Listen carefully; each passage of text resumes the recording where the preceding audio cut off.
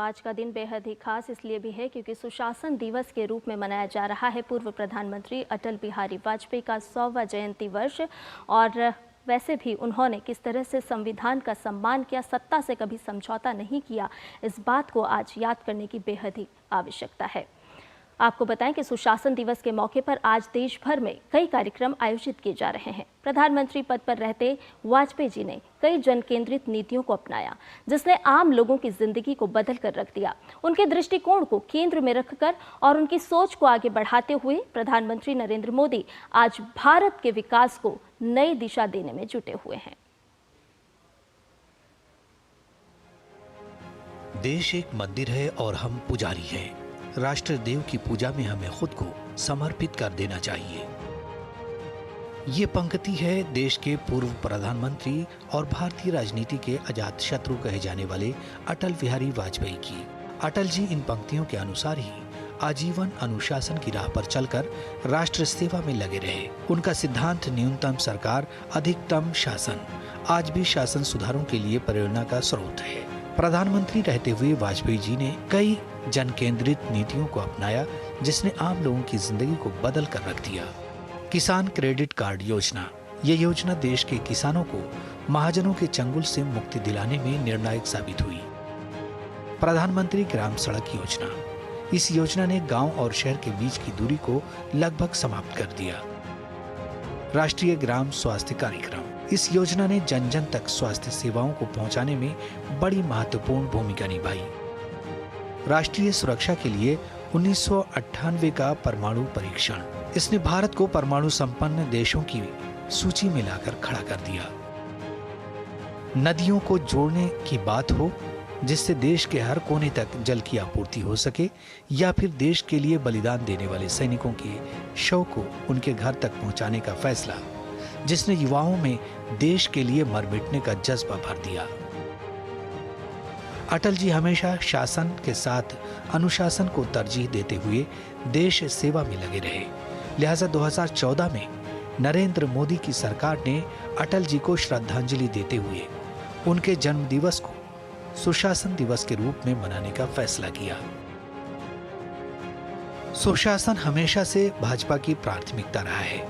2014 में प्रधानमंत्री बनने के साथ ही नरेंद्र मोदी ने सुशासन को केंद्र में रखते हुए जन कल्याण से जुड़ी योजनाओं को आगे बढ़ाया। पीएम मोदी की सबका साथ, सबका विकास, सबका विश्वास नीति इसका सबसे सटीक उदाहरण है।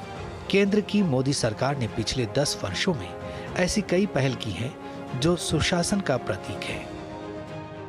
इन योजनाओं में पीएम विश्वकर्मा योजना, जो पारंपरिक कारीगरों और हस्तशिल्पकारों को आर्थिक रूप से सशक्त बनाने की दिशा में अहम पहल है।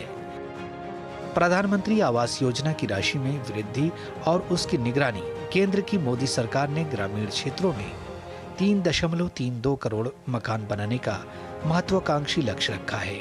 19 नवंबर 2024 तक 3.21 करोड़ मकानों को मंजूरी दी गई है और 2.67 करोड़ मकान पूरे हो चुके हैं।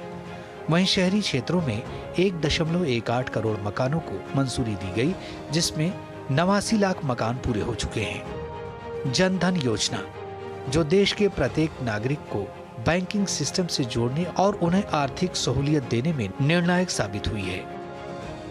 प्रधानमंत्री कौशल विकास योजना, इस कौशल प्रमाणन योजना का उद्देश्य भारतीय युवाओं को उद्योग प्रासंगिक कौशल प्रशिक्षण लेने में सक्षम बनाना है, जो उन्हें बेहतर आजीविका हासिल करने में मदद करेगा। भाजपा की मोदी सरकार ने सुशासन को गति देते हुए कृषक, वृद्धजन और महिलाओं के लिए कई योजनाएं शुरू की, जिसका सपना अटल बिहारी वाजपेयी ने देखा था। इनमें से कुछ योजनाएं हैं। उज्ज्वला योजना, पीएम मोदी के प्रयासों के बदौलत महिलाओं को धुएं से मुक्ति मिल चुकी है। पीएम उज्ज्वला योजना से 2,59,000 महिलाओं को लाभ मिला है। इस योजना के तहत बीपीएल कार्ड धारकों को मुफ्त गैस कनेक्शन दिया जाता है और सब्सिडी पर 1 साल में 12 गैस सिलेंडर मिलते हैं। प्रधानमंत्री किसान सम्मान निधि योजना, इस योजना के तहत केंद्र सरकार देश के किसानों को साल भर में 6,000 रुपए की आर्थिक सहायता देती है। अटल पेंशन योजना, केंद्र सरकार की ओर से शुरू की गई इस योजना का लक्ष्य देश के सभी नागरिकों को 60 वर्ष की आयु के बाद एक निर्बाध आय उपलब्ध कराना है। आयुष्मान भारत योजना देश के गरीब और आर्थिक रूप से कमजोर नागरिकों के स्वास्थ्य का ख्याल रखने के उद्देश्य से मोदी सरकार ने आयुष्मान भारत योजना की शुरुआत की। इस स्कीम में आयुष्मान कार्ड धारकों को 5 लाख रुपए तक के मुफ्त इलाज की सुविधा मिलती है।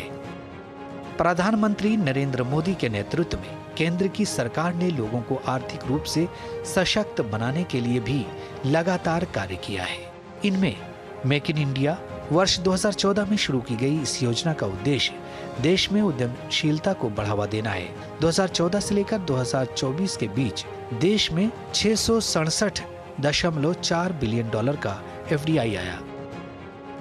पीएम स्वनिधि योजना, इस योजना का उद्देश्य कोविड-19 के दौरान प्रभावित हुए स्ट्रीट वेंडरों को आर्थिक रूप से सशक्त करना है ताकि वे अपने व्यापार को फिर से स्थापित कर सकें। राष्ट्रीय एकल खिड़की प्रणाली, सितंबर 2021 में शुरू किया गया ये प्लेटफॉर्म निवेशक अनुभव को सरल बनाता है। ये मंच 32 मंत्रालयों, विभागों और सभी राज्यों से मंजूरी को एकीकृत करता है, जिससे त्वरित अनुमोदन की सुविधा मिलती है।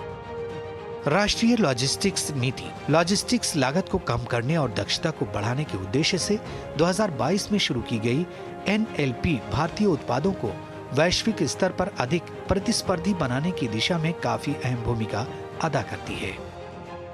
इन योजनाओं के अलावा पीएम मोदी ने ऐसे कई फैसले किए जो देश के विकास के लिए मील का पत्थर साबित हुए।